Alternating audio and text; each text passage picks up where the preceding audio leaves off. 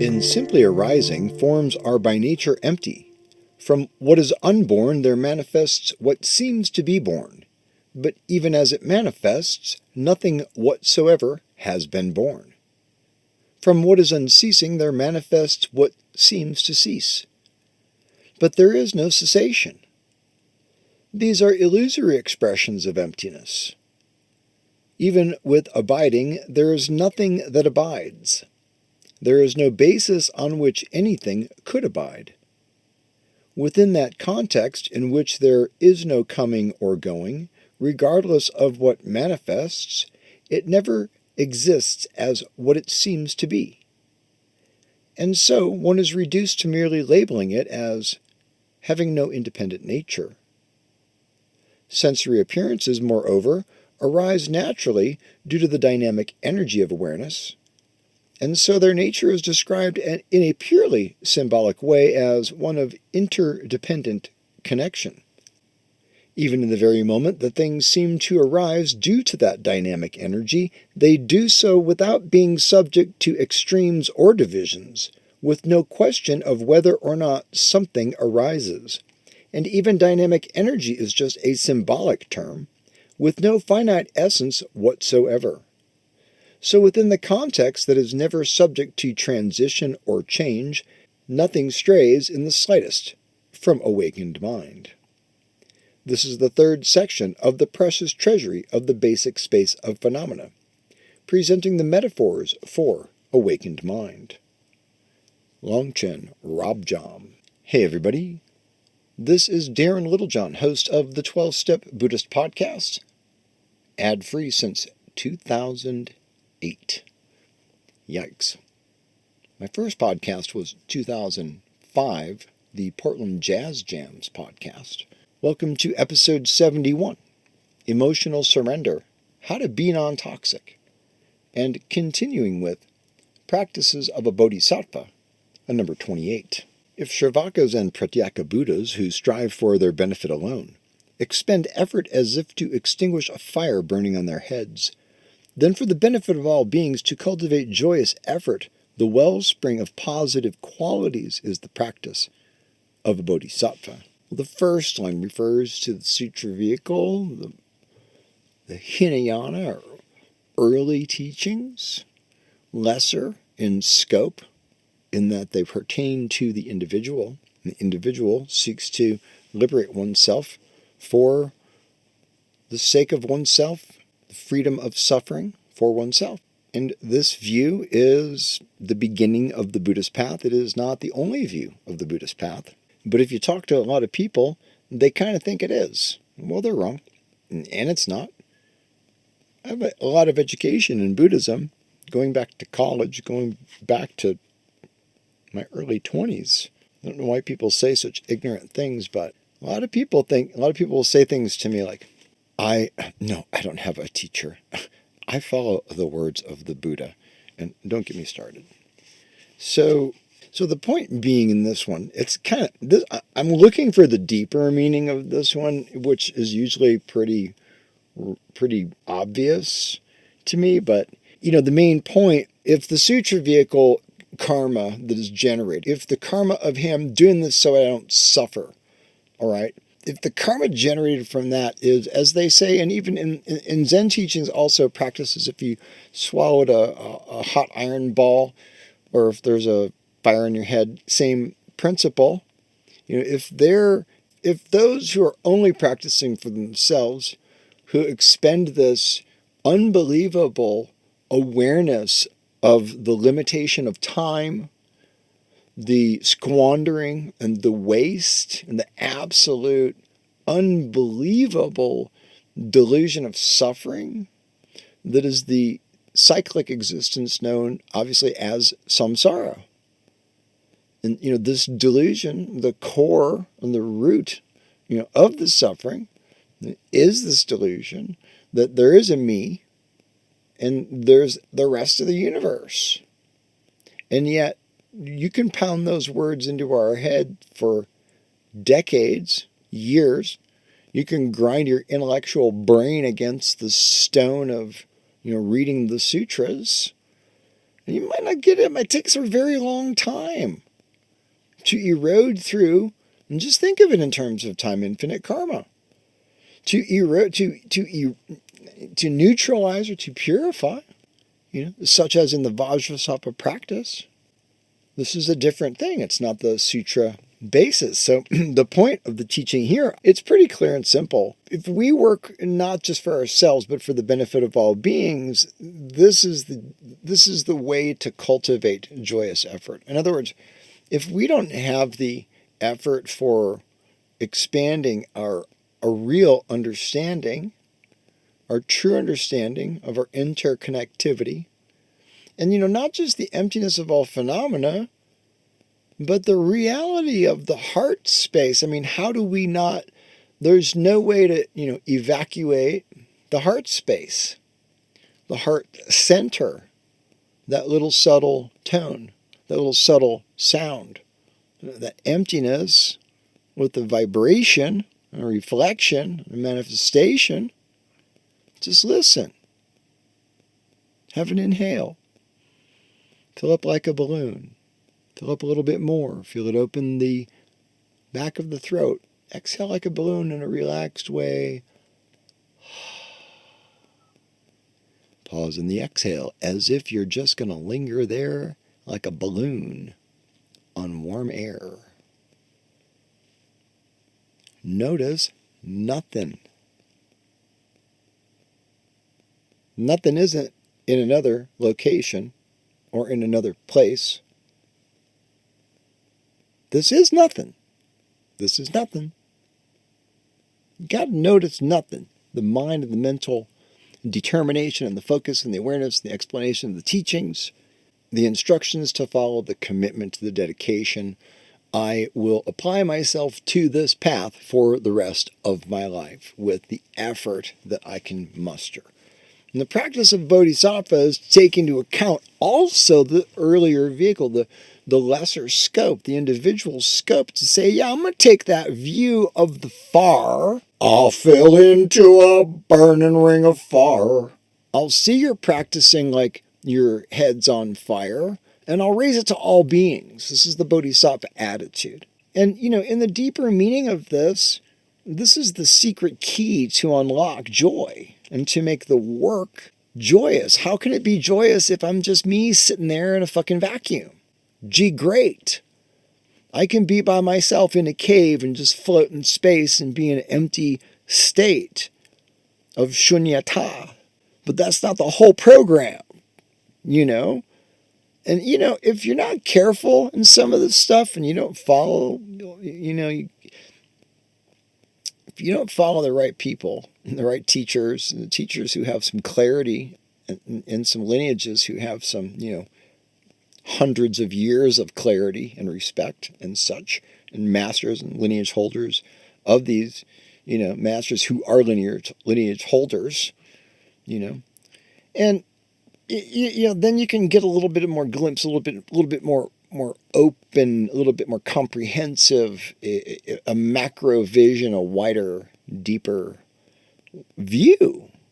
And if you don't have that, then you can get lost in traps, mentally speaking, spiritually speaking. And nobody wants to fall into a trap where you just, wake up in a coma, unable to move, and you're fucking mummified for eternity. There's nobody going to come save you. So you got to listen carefully and understand. We're not trying to block thought. We're not trying to not have experience. Isn't that addiction, people? Isn't recovery coping with experience? I mean, in the Dharma, we are cultivating experience. We're cultivating here joyous effort. So the paramitas of, patience and effort, work, diligence, just being committed, really focusing, knowing samadhi is, but the samadhi is incomplete, this explanation at this point in the teaching path, in the path of teachings, in the scope of teachings. Okay, so there's a scope of teachings. There's a lot to say about that, but, I'm not on a crusade. I'm just sort of, I guess kind of defending myself a little bit. Someone's like, well, I don't have a teacher. I listen to the words of the Buddha. You don't know the words of the Buddha. Nothing was written down for 100 years, but I'm not going to begin to lecture people, because if you think you're smart and that's what you think you're doing and that's what you're going to apply yourself to, it's better than nothing. But you don't have the macro picture if you won't look at books and read and listen and try to understand. You really can't have a bigger view if you don't study and practice and listen. So this is what I'm trying to say here. We're just like amplifying, we're just ramping up the karma. I mean, the point here is like boom, boom.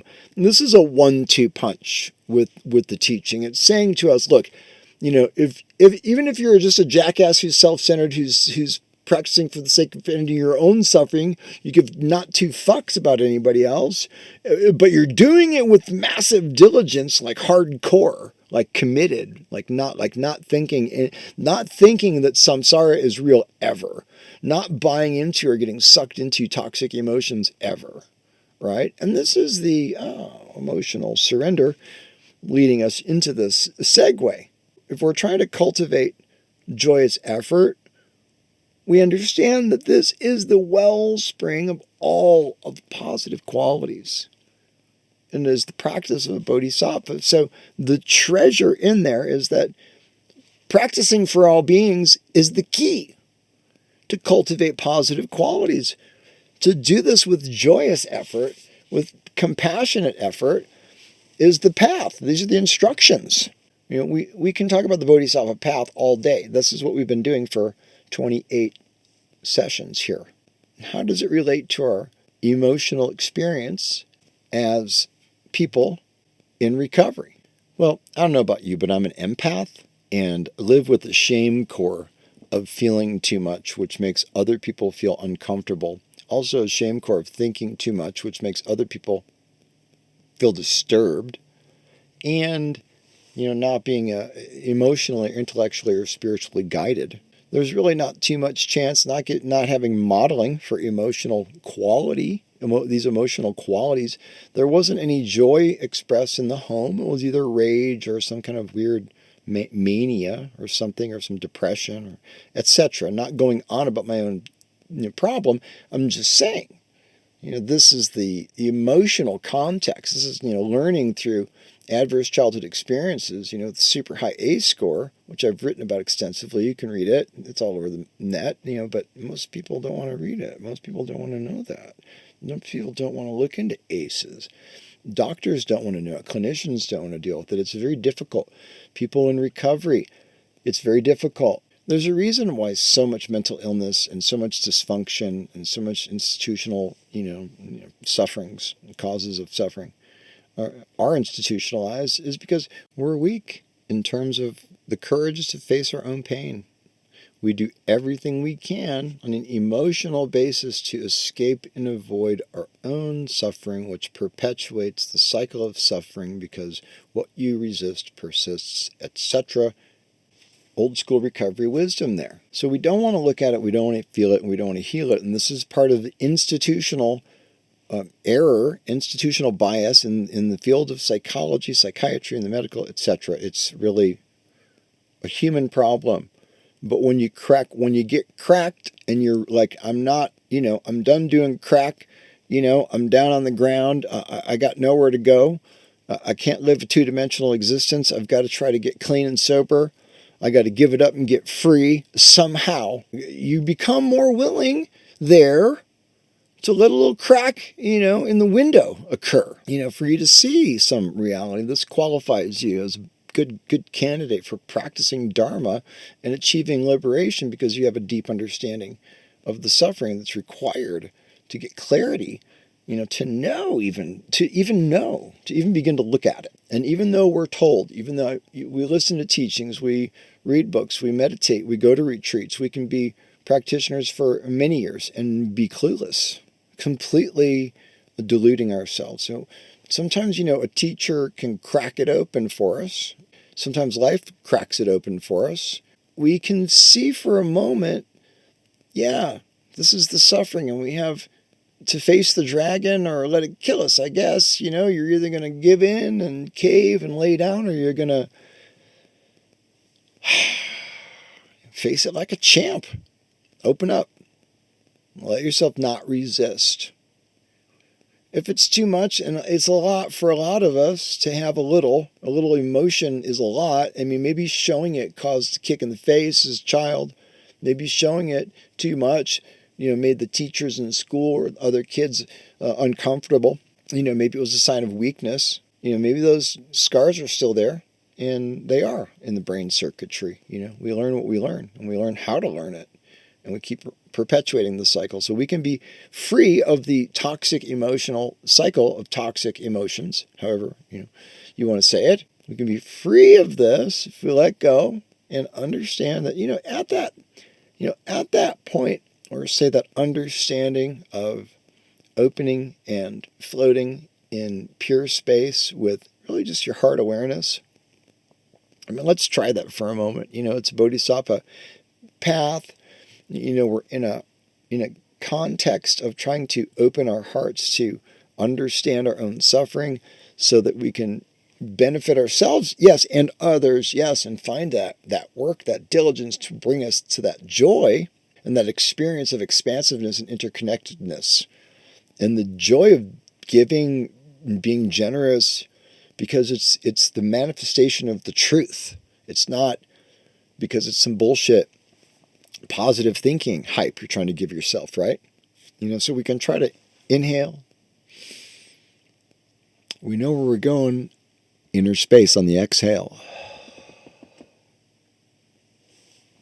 Just linger. Do you have to? Yeah, you have to. You have to let it linger. And then notice. Listen carefully. Somehow you got to jump back. Hey!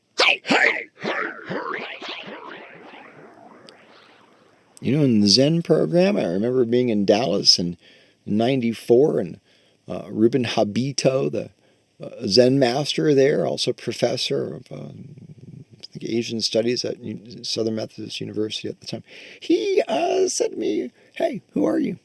This was our Kensho. This was not our Kensho, our experience of, this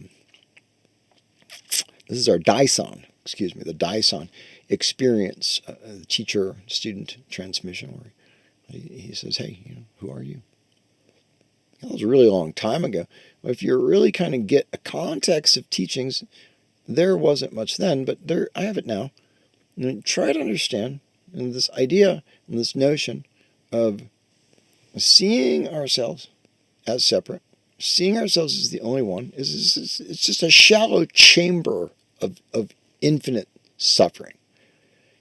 Seeing ourselves through the practice of compassion, patience, diligence, mindfulness, all of these things, all of the generosity that we can practice, based on understanding that everything is empty. There's vibrations coming from the heart center. The wisdom is continuous without interruption. Didn't go anywhere.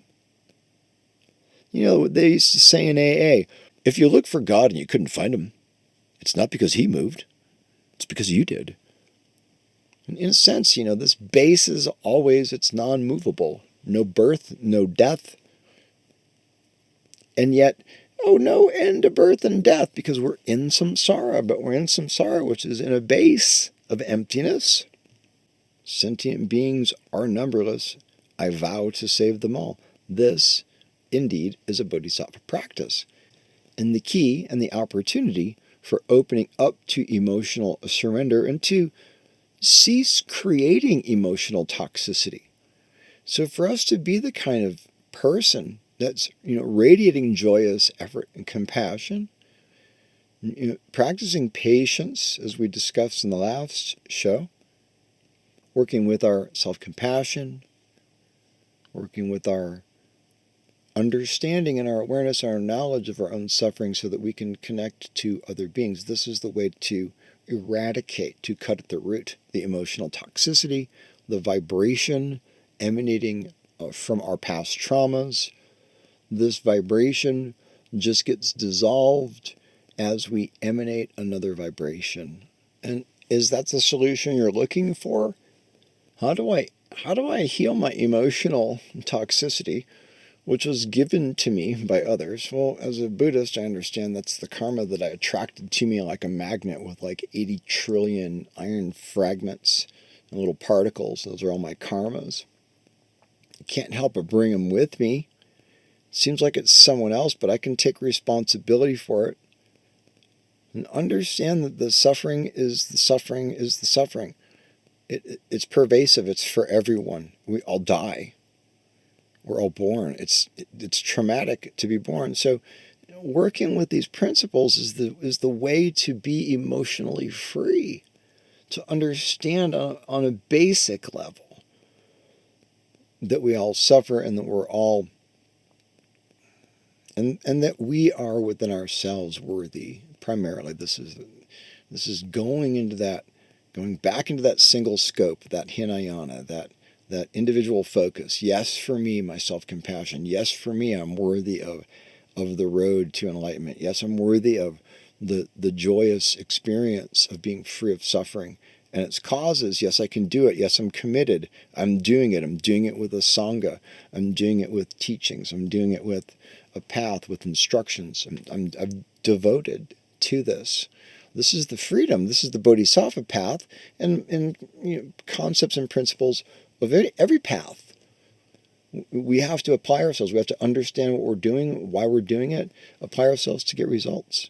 And the results of being free of emotional toxicity is understanding from the base, the root of it, as we've discussed, as we continue. And this path of the Bodhisattva that continues to erode at our clinging, self-cherishing I, at the self that thinks it's separate and is justified for war. The more we work on it, these teachings of the Bodhisattva, work on the heart, open that heart I center that knows pure absolute bodhicitta, pure absolute supreme source. This is not something else.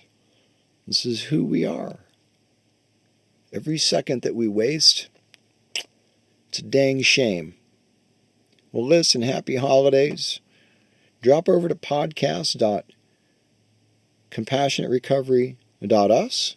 You can take a look at the show notes for this episode, and we've got a lot of other content up there. We've got some Bodhisattva practices, sort of the source of where the stuff comes from. If you'd like to leave a tip, there's never been an ad on this show. Tip jar on the site. Take a look at Compassionate Recovery on Amazon or ask for it at your local bookstore. They can all get it. Signing off for now. Have a blessed week. Peace out and namaste.